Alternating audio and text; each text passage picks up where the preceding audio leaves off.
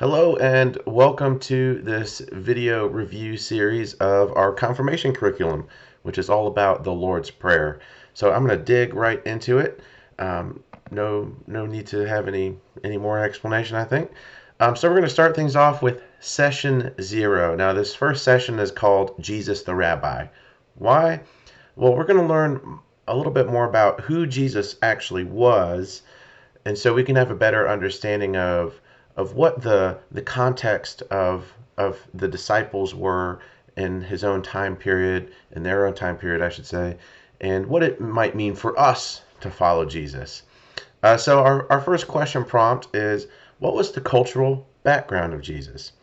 And here, Jesus was most likely born in the year 5 BC and was crucified probably in the year 33 AD. And the time period that Jesus lived in was known as the Second Temple period. And I'm going to wave my little red pen whenever you need to fill in a blank on your worksheet. And this is one of those times.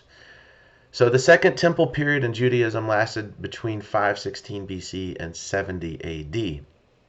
And this period came after the Babylonian exile and the destruction of the first temple as it happened. So some big events that took place during this time period. First was Alexander the Great's conquest of the ancient world. So you could just say Alexander the Great. This is from 334 to 323 BC. Now this event is significant because wherever Alexander went, he brought Greek culture with him, to include the Greek language itself. And in that time period, because of these conquests and the culture and that kind of stuff, Greek became the sort of lingua franca of that time period. It sort of took over the ancient world in terms of the language that businessmen and diplomats used in order to communicate across different cultures. And this is important because the New Testament was written in Greek. There are some Aramaic manuscripts of some New Testament texts, but for the most part, it was written almost entirely in Greek. And this helped the New Testament spread very quickly because people could read and write Greek, even though they might not have had a strong verbal command of the Greek language. They could at least read and write it. So the second thing that happened in this period, more towards the end of it, is that the Roman Empire conquered Israel in 63 BC. Now, this is significant because when the Roman Empire conquered Israel, they renamed it Judea, and they installed their own governor, and this governor pretty much took over the everyday kind of life of the normal Jewish citizen at the time. And so this context is very political. There's a movement around this time called the Zealots, and the Zealots were anti-Rome. These are the people who asked Jesus, should we pay taxes because this coin has Caesar's head on it. And Jesus says, render unto Caesar what is Caesar's, and render unto God what is God. So there's some important political kind of connotation to the things that Jesus talks about in terms of authority and kingdoms and all that kind of stuff. And so he's definitely in this context of the Jews being oppressed. They're not kind of in command and control like they once were when King David was around. Here they're very much the little man in the totem pole. So this leads me to my last event, which is the destruction of the Second Temple in 70 AD. So eventually these zealots kind of got what they wanted. They wanted a war with Rome, and Rome was like, okay. So Rome sent a bunch of troops to Jerusalem and completely destroyed it, to include the Second Temple, Herod's temple. And this was a catastrophic event in the life of the average Jew, because their entire culture, their whole society was centered around the temple. All of uh, their holidays and their calendar and observances and all that kind of stuff was around the temple. And once that was destroyed, it sort of destroyed a lot of Jewish culture with it. And the temple has never been rebuilt. The only thing that remains is the Western Wall, which you can Google and find pictures of. But this event was prophesied by Jesus. Um, Now but nowhere else in the New Testament does the destruction of the Second Temple get a mention or anything like that. And so to me, this is a very important clue that we have when we're trying to suss out when the New Testament was written and when all the books are sort of circulating. To me, that the absence of this evidence that we would very much likely see if the New Testament was written after 70 A.D. And the fact that it's not there, to me, suggests that most of the New Testament, if not all of it, was written before 70 A.D. Now, there are some cases, such as the book of John, that we have a pretty good idea of when those were written. But all of Paul's letters and Matthew, Mark, and Luke, and Acts in particular, to me, I think those were written before 70 AD. And this is significant because when you're trying to think about memory and eyewitness testimony, this puts the New Testament in a period where there were a lot of people who were still alive that actually spoke to Jesus and knew Jesus personally, who could corroborate and verify the stuff that Matthew, Mark, Luke, and Paul were writing about, which I think is important. So we're going to move on. The next kind of piece in this puzzle is figuring out what growing up Jewish during the first century was like. And we don't have a lot of personal biographical information from people who lived during this time period, but we have a lot of other sociological and archaeological information. So for starters, from the ages of 0 to 7, you learned Bible stories and your family history. This was very important, kind of where you came from, all of that. From the ages of 7 to 13, you learned how to read and write and how to obey the Torah. So learning scripture was an educational tool that Jewish people had back in the day, and it allowed them to achieve higher rates of literacy than other cultures at the time. And the point of that was that if you wanted to make it in Jewish society, you had to be educated. The wealthiest people who had a lot of power or whatever were also the well-educated ones. So people growing up poor saw education as a way of getting to the top of kind of the social food chain. And that became significant between the ages of 13 and 14 for your bar or bat mitzvah. And that's when a Jewish boy or girl was considered a child of the law. It kind of, and don't be fooled by the word child. What it really is, a transition to adulthood in the eyes of society in that time period. And once you became a child of the law, it was assumed that you would take on certain duties that would apply if you were either a boy or a girl. Now, if you were a girl, it was expected that you would become ready for marriage and sort of present yourself to society and try to seek out a rich man that you could marry. Or, if your dad was already wealthy, you might wait around a few years so that your dad could secure a suitable husband for you.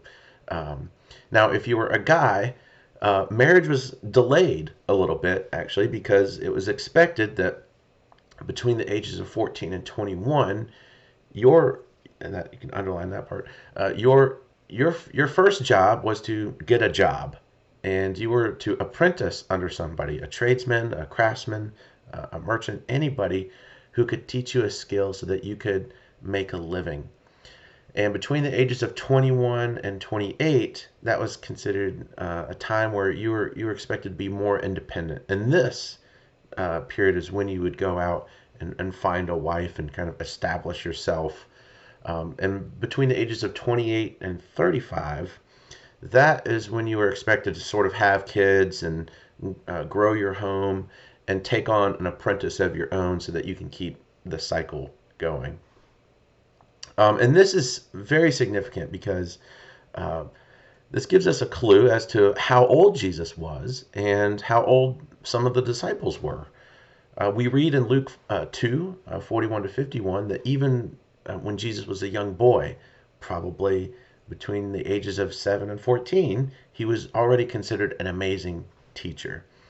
And this continued into adulthood. So Jesus had this reputation of being a master teacher of the Torah, even though he wasn't quite a master in terms of his age, 28 to 35, until he he finds his disciples. And so very likely Jesus was 28 to 35. We think more so 28 when he called his disciples and started taking on followers.